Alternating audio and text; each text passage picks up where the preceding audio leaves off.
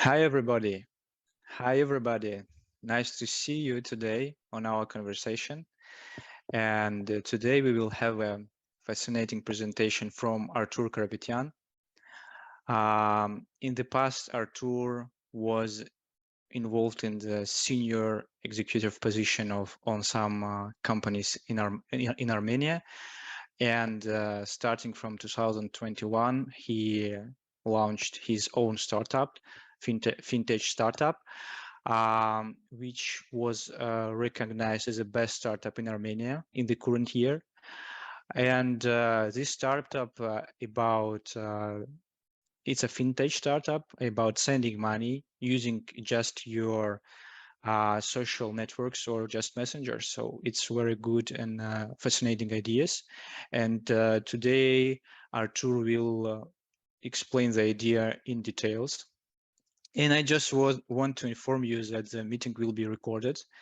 And also the structure of our meeting is just simple. We will have approximately 40 minutes from Artur. It's a main presentation part.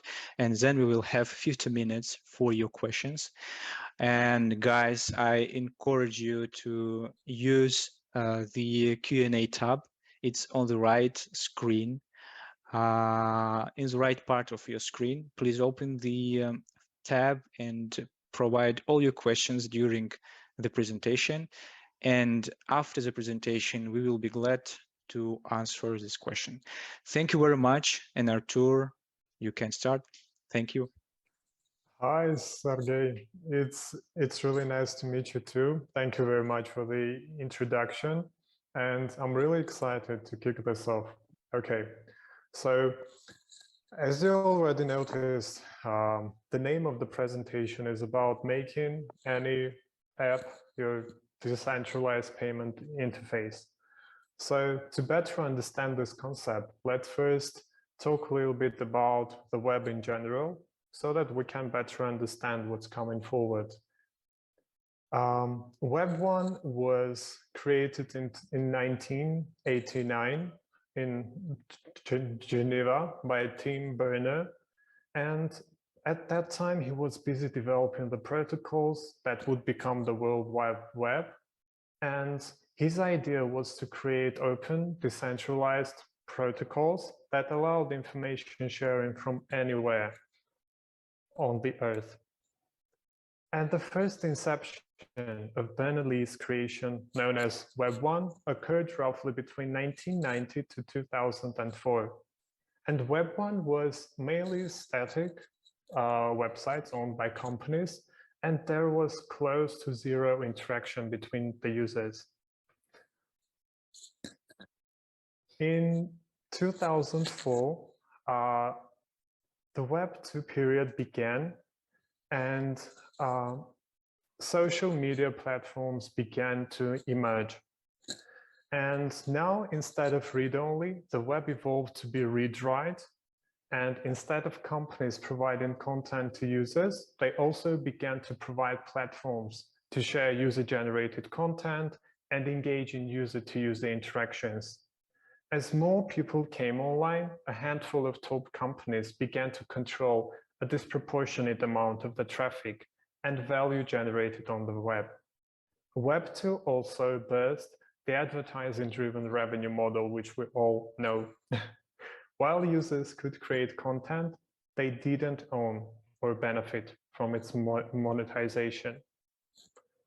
And now we are leaning towards a new coin concept, a new idea, and the premise of Web3 was coined by Ethereum co-founder Gavin Wood shortly after Ethereum launched in 2014. Gavin put into words a solution for a problem that many early crypto adopters felt. The web required too much trust. That is, most of the web that people know and use today relies on trusting a handful of private companies to act in the public's best interests. So what is Web3? Web3 has become a catch-all term for the vision of a new, better internet. At its core, Web3 uses blockchains, cryptocurrencies, and NFTs to give power back to the users in the form of ownership. Now let's speak about the core ideas of Web3. Although it's really challenging to provide a rigid definition of what Web3 is, a few core principles guide its creation. Web3 is decentralized. Instead of large swaths of the internet controlled and owned by centralized entities, ownership gets distributed amongst its builders and users. Web3 is permissionless. Everyone has equal access to participate in Web3, and no one gets excluded. Web3 has native payments. It uses cryptocurrency for spending and sending money online instead of relying on the outdated infrastructure of banks and payment processes. Web3 is also trustless. It can operate using incentives and economic mechanisms instead of relying on trusted third parties. And you would wonder, why is Web3 important? Although Web3's killer features aren't isolated and don't fit into neat categories, for simplicity, I've tried to separate them to make them easier to understand. Web3 allows for direct ownership through non-fungible tokens. No one, not even the app creators, has the power to take away your ownership. And if you stop using the app, you can sell or trade your in-app items on open markets and recoup their value. Web3 grants you censorship resistance. What does this mean?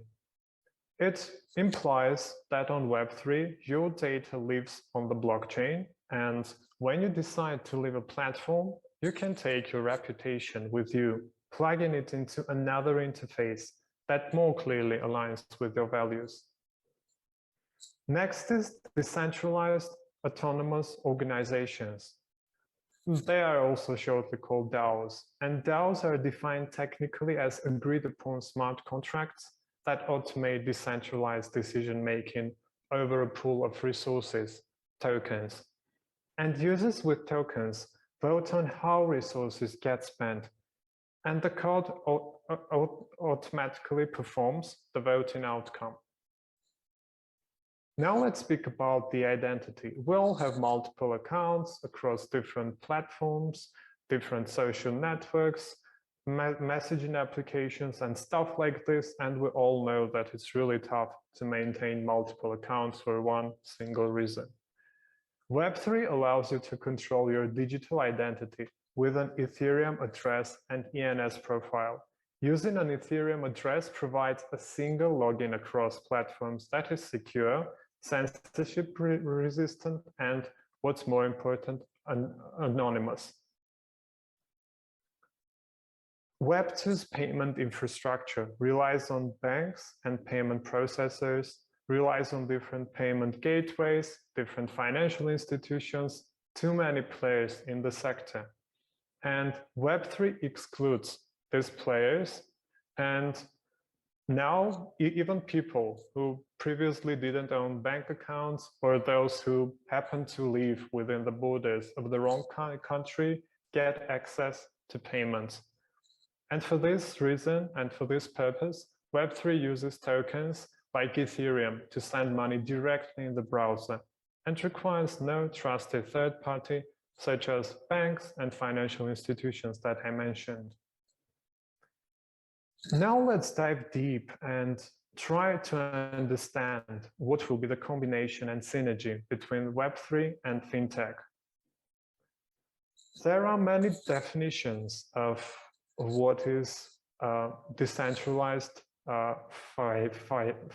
finance or DeFi, and I will try to provide you some of the definitions that I came across in the literature. DeFi is the transformation of traditional financial products into products that operate without an intermediary via smart contracts on the blockchain. Another definition says DeFi is a peer-to-peer financial system, which leverages distributed ledger-based smart contracts to ensure its integrity and security. Both definitions include smart contracts as a key component of DeFi.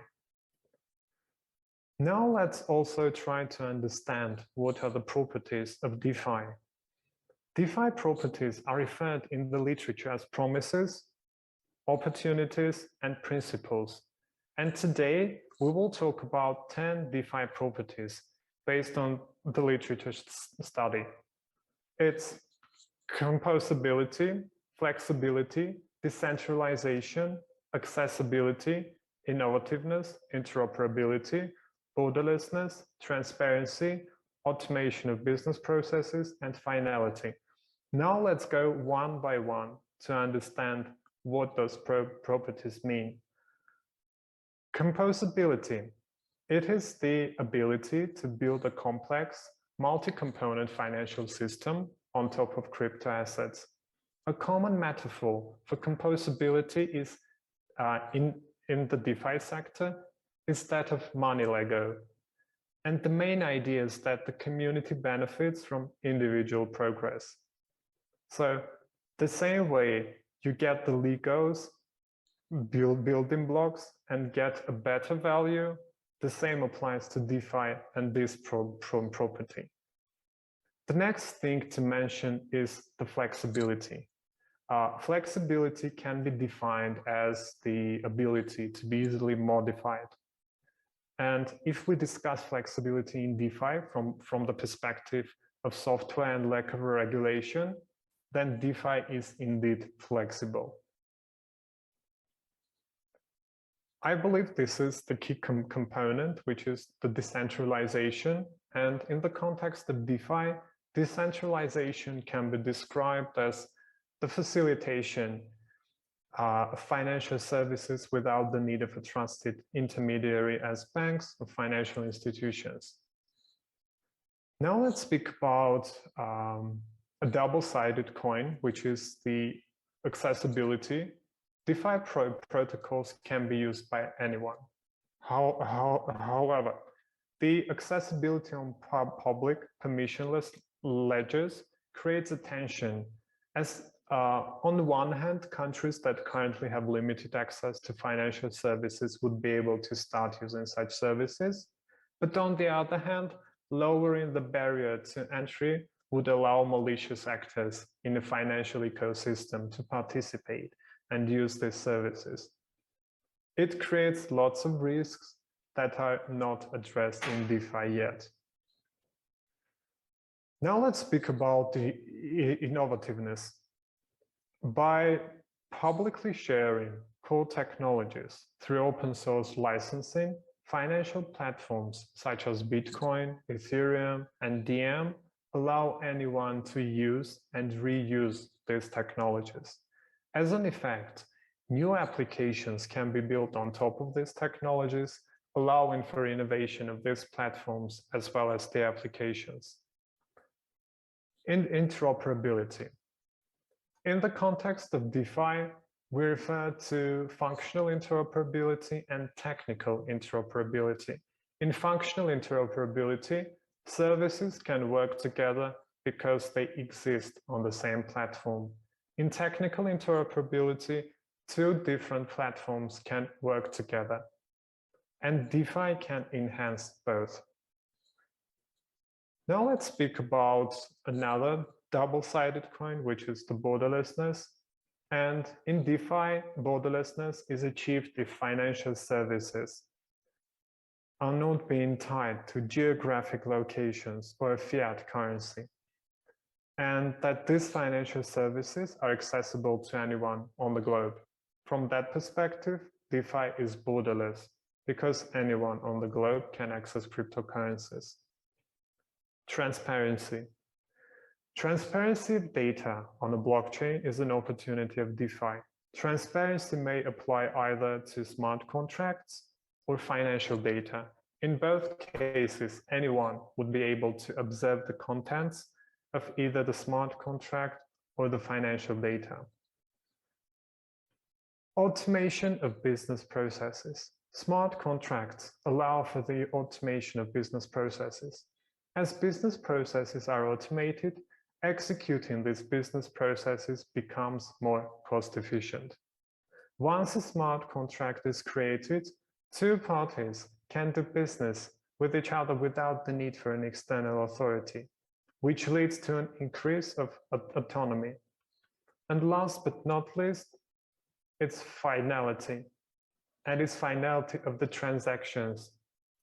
It is achieved under the assumption that eventually all network nodes receive the transaction and agree on its validity. Furthermore, the assumption is made that once the transaction is stored on the blockchain, it can no longer be reversed or modified. We have just covered the 10 properties of DeFi. Now I'd like to talk about cross-platform solutions that are perfectly aligned with DeFi and traditional finance. Conventionally, cross-platform refers to any technology that can operate on a multitude of platforms thanks to its special architecture and technical parameters. We see lots of new emerging languages, both in mobile development, such as React Native, Flutter, and stuff like this, and they offer this cross-platform flexibility. However, there is a different approach to this concept, which we will cover now. We interact with our devices via data input tools or applications. And do you know what's interesting? They are already designed to work inside of any application without the need for a separate technical integration with them. And these applications also serve as a single channel for communication with our smartphones. And as we all know, in our smartphones, the keyboard is an app to input data. At the same time, it's a powerful software layer to pack different services inside. It can operate inside of any application without the need for technical integration, and it can also potentially turn any app into a payment interface. And I call this concept a payment keyboard.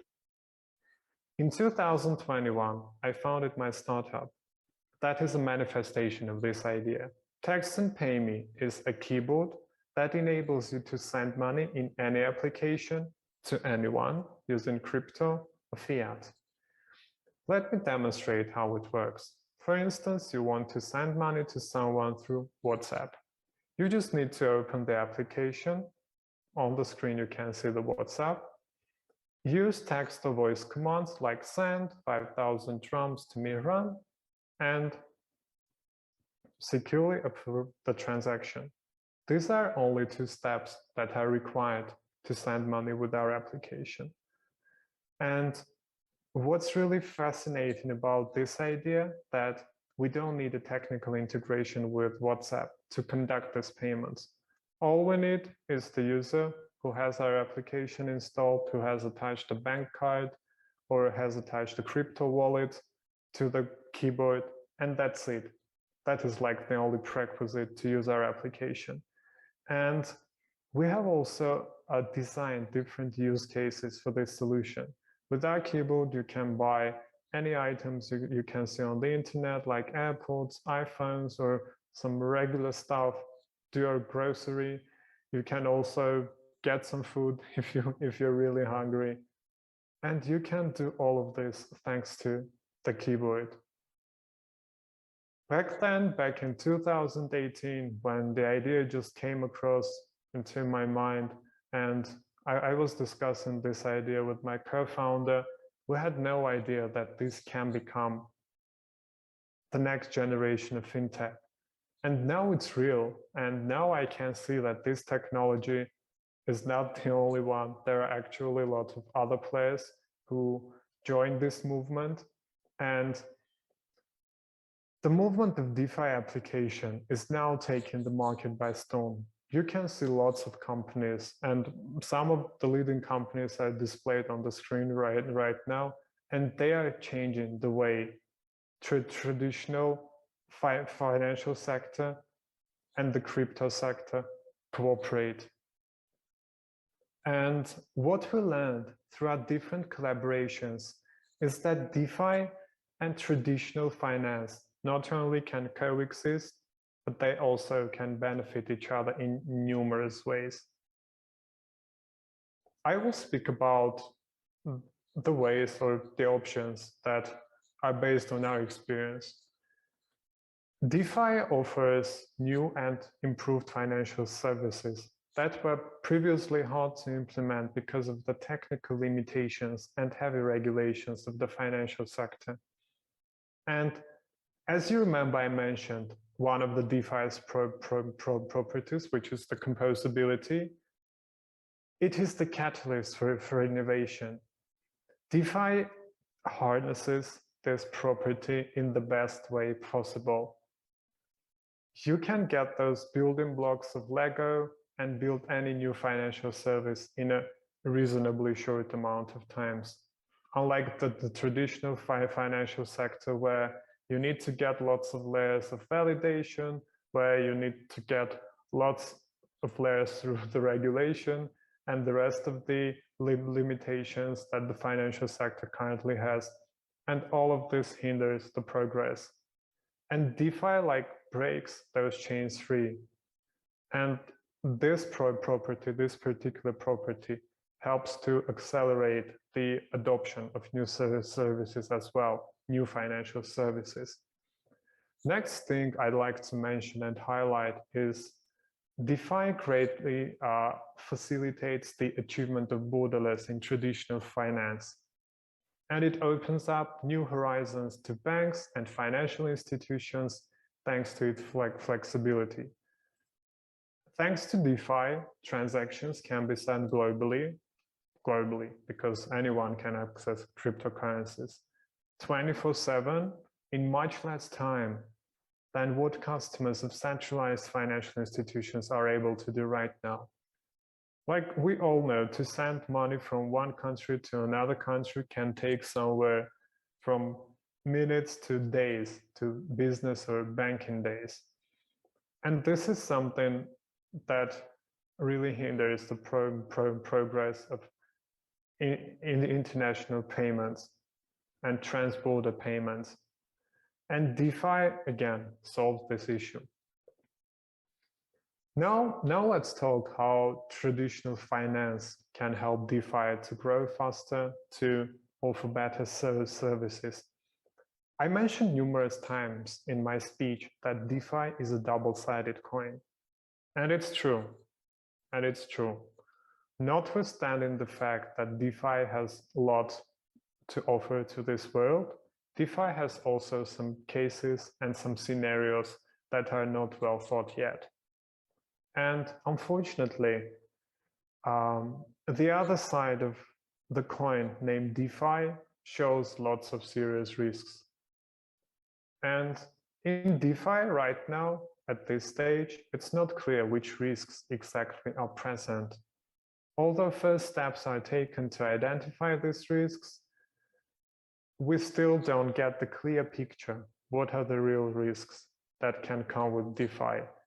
It can be the money laundering, it can be the malicious activities, it can be the high rise of the transactions that might be illegal in some countries.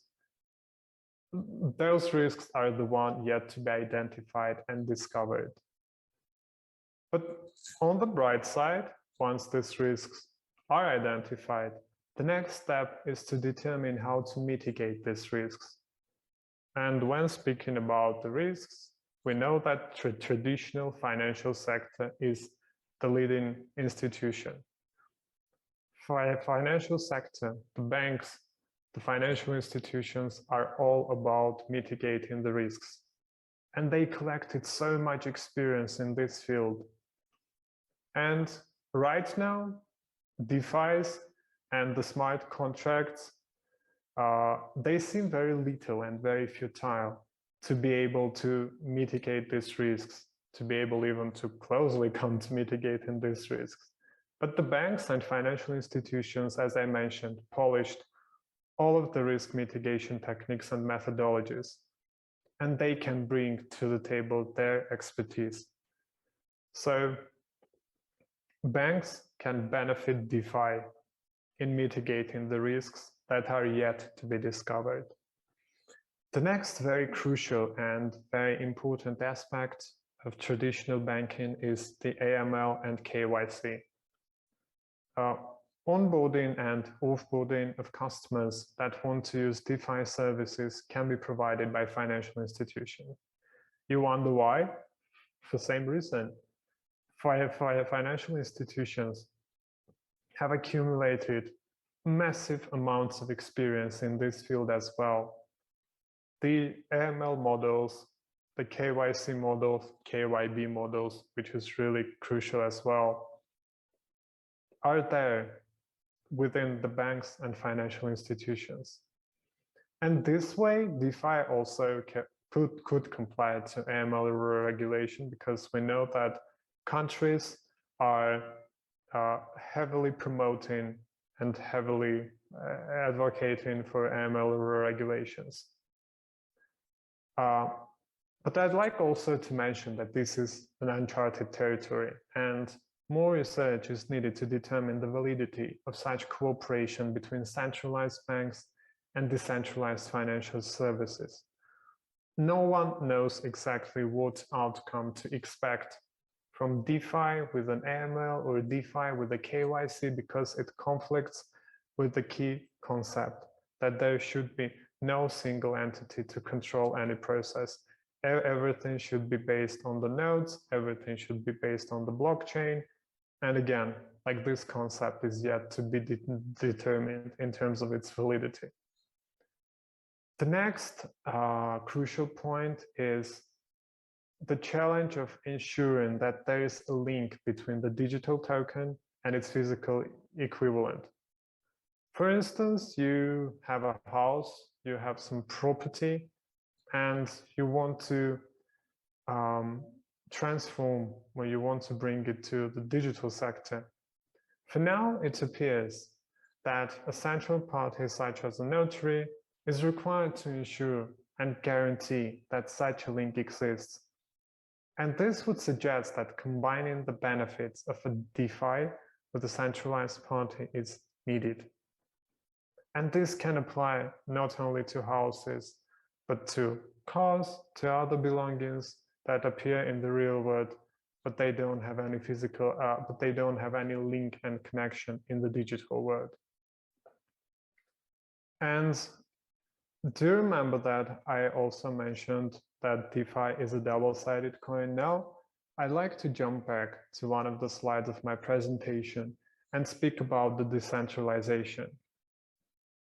Let me jump back.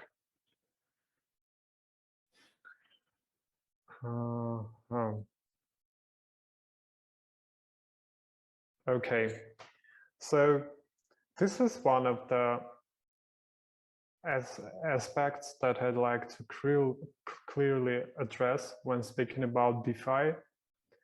When we say decentralized finance, it's not actually decentralized. It is decentralized compared to the financial system that we have right now.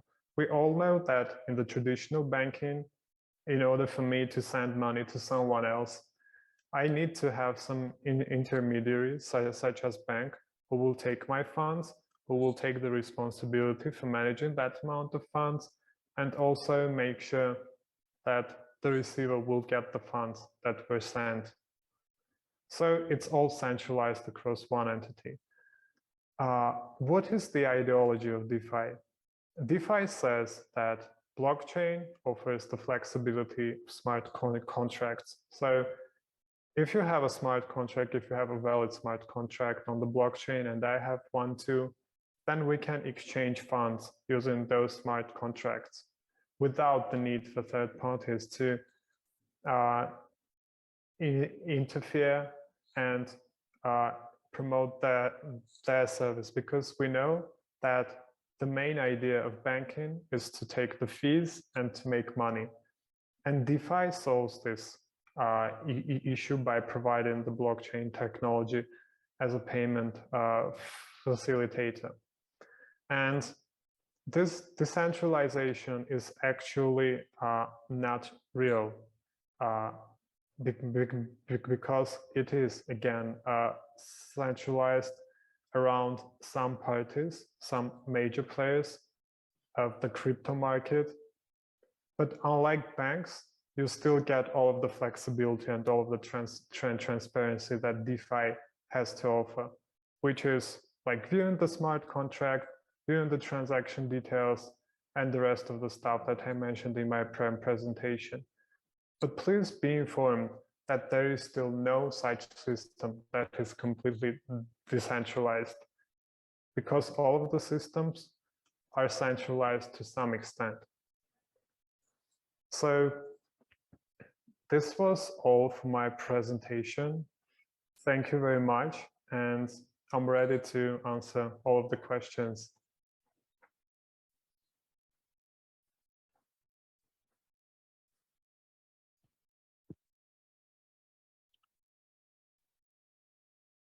Thank you, Arthur, for your presentation. It was very, very interesting for us, and I believe our audience as well. So we have several questions.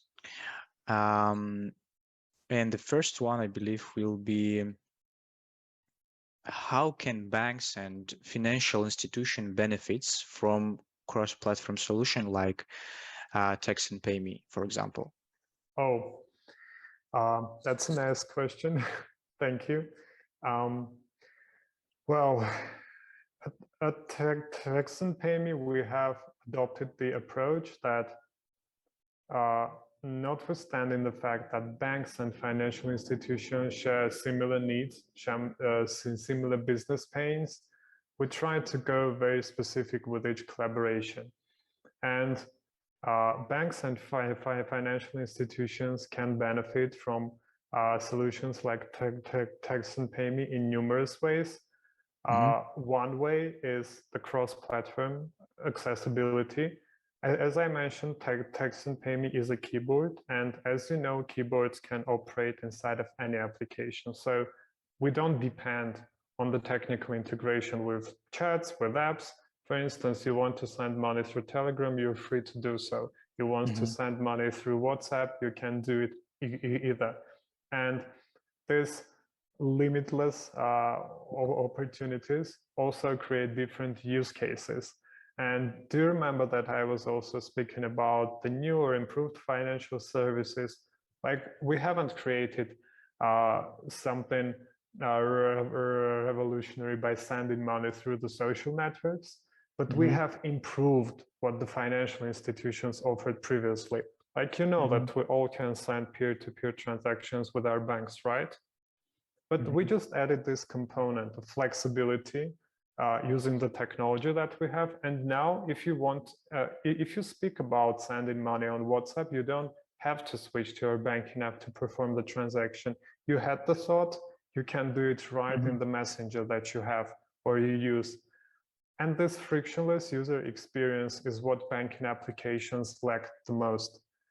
It was too separate, it was too obsolete, I would even call so. And it seemed like it was taken away from the daily routine. And our daily routine is chatting, is having lots of conversations. And somehow social networks also became the places where people expect to get their financial services. And Text and Pay Me is the solution that solved this issue for banks. It just extends their services to any application, and it gives them the competitive benefits that are clearly visible in this case. The next way is to provide a new redefined interaction with the bank in general. Our keyboard can recognize different text commands. I just mentioned one, which is like send money to Sergey in this case. But you can also buy some food, or you can also order some, I don't know, like new headphones, new Apple phones, or new products and stuff like this. And this creates so many ways to monetize the services that are already present in the banking sector, through the gamification we offer, through the frictionless user experience. So now you can see that small adjustments in the existing financial sector can result in great ideas and great startups that are being adopted by banks. Yeah, sounds great. Thank you for the detailed explanation. Okay, let's go to the next question. The question from Tom. How do we navigate the global opportunity of apps like yours and the fact that markets are trying to regulate it differently in every geography, in every country? That's a nice question too. Yeah. And that's a very wise question to be honest. Okay. To put this simple, we are trying to get a network of banks, a network of payment gateways in our application. And do you remember when we were speaking about the collaboration between DeFi and traditional finance? And this is the perfect example how banks can use our platform. So we just combine different players from different markets who perfectly know the regulations, who know like all of the pros and cons of that market, and we make sure to collaborate with them. So it means that we technically don't need to comply with with all of the regulations, because the payment itself is being done on that specific partner's backend. And that way we eliminated the need to comply with each and every regulation. We comply with the general regulations, such as the data privacy, zero knowledge policy, and stuff like this.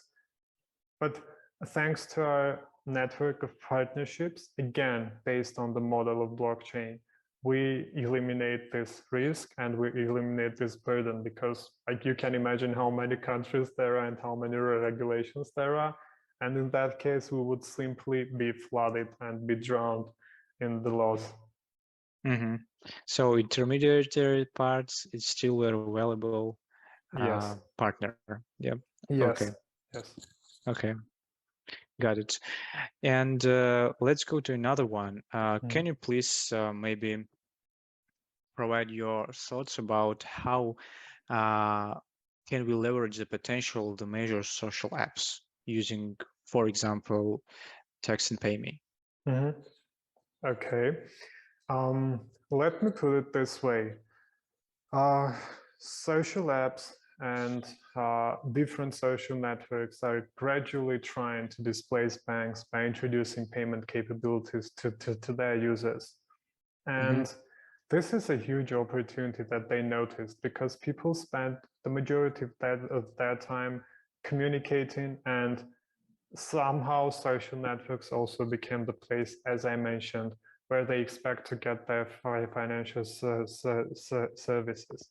And all of the social networks share one vulnerability and one common issue. They're limited only to their network. For instance, if you have WhatsApp or Line, you can send money, or you can operate with another user that is registered in Line or is registered in WhatsApp. We offer a model where you can leverage the potential of all of the social platforms all in once, again, without the technical integration with them. And this is the key secret, how companies can leverage the social graph of these biggest players. And on top of it, again, people are moving towards gamification, people are moving towards fun, and finance and sending money or accessing your financial services should also be fun.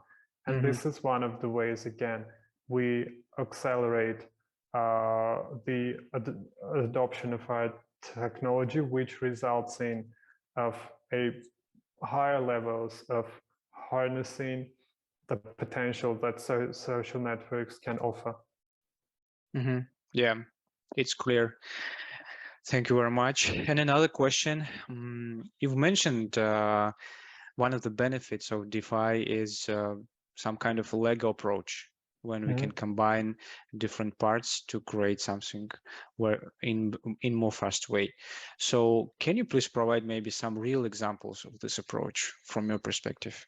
Absolutely, absolutely. Let me jump back to one of my slides. Okay.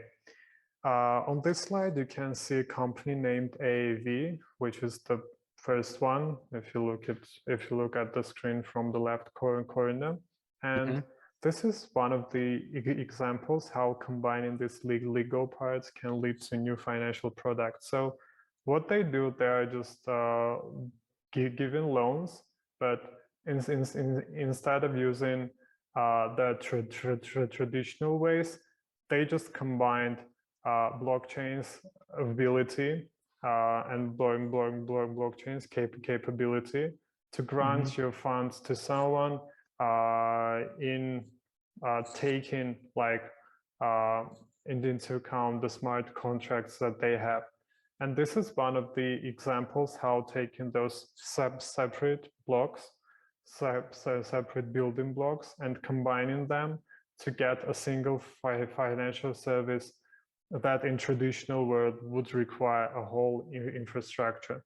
So to put this simpler, in blockchain, I can borrow you money, right? I can borrow money from you, and for instance, you can lend me money. And these are the building blocks. And it took just a fraction of maybe days to combine those two services and get a new product. So the same way you can handle different scenarios, you can adapt those capabilities to different use cases. And this is the beauty of DeFi.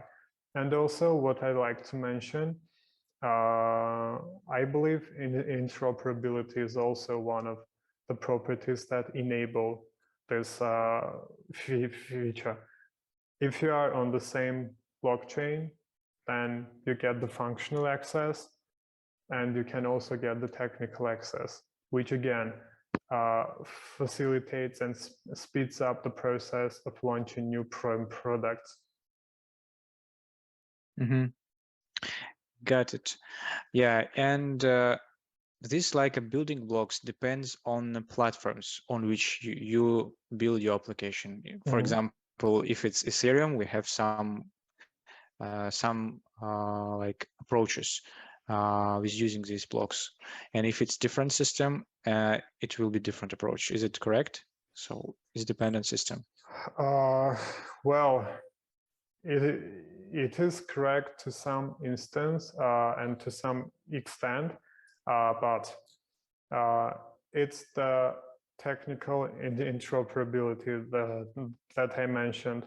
DeFi is now going towards the direction where different chains can operate together. So I would say that the answer is partially no, but in the future, the situation will be different because we are going towards a situation and towards an environment where different chains can operate together.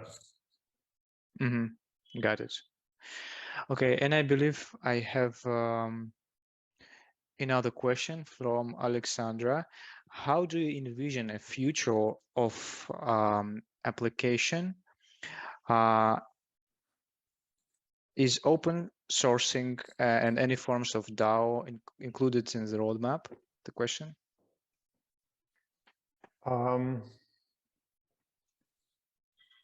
Okay, let me. Will you please repeat the question so that I make sure I got it correctly? Yeah, the question is, how do you envision the future of your application? Is open sourcing and any form of DAO included in the roadmap of your product? Oh, okay. Yep. Well, I believe open sourcing comes at a great cost. DeFi, as we all know, is an open source movement, and it lets other players to use and reuse the code to build new applications, to build new services. At this stage, we're still polishing our product. So yes, in a few years, in 3 or 5 years, we will be thinking of exposing some of the code to the global access and make it open source. But there will be some parts that still won't be exposed to the public eye. And we have a little bit different approach in our roadmap, because we believe that none of the systems taken individually has the potential to outlive one or another, but combining the best practices of both will lead to a better product. And I believe in our case, there absolutely will be parts that will be made open source, but there will also be parts that won't be open source, because the parts that we are planning to make open source will be for those partners that I mentioned from all over the globe who would like to join our platform, who would like to join our application, can use it with ease. And I think this is our vision. Mm-hmm. Okay, great. Thank you. Very inspiring vision, I think. Okay. Arthur, thank you very much for your time and for this very interesting conversation with you. And thank you all the participants to our call. And this is end of our meeting, I believe. So thank you very much, and see you on other interesting presentation on our event. I would like to thank you too. You were a wonderful moderator, and thank you. Yeah. Thank you, Arthur. Enjoy your day, everyone. Bye. Thank you. Bye-bye.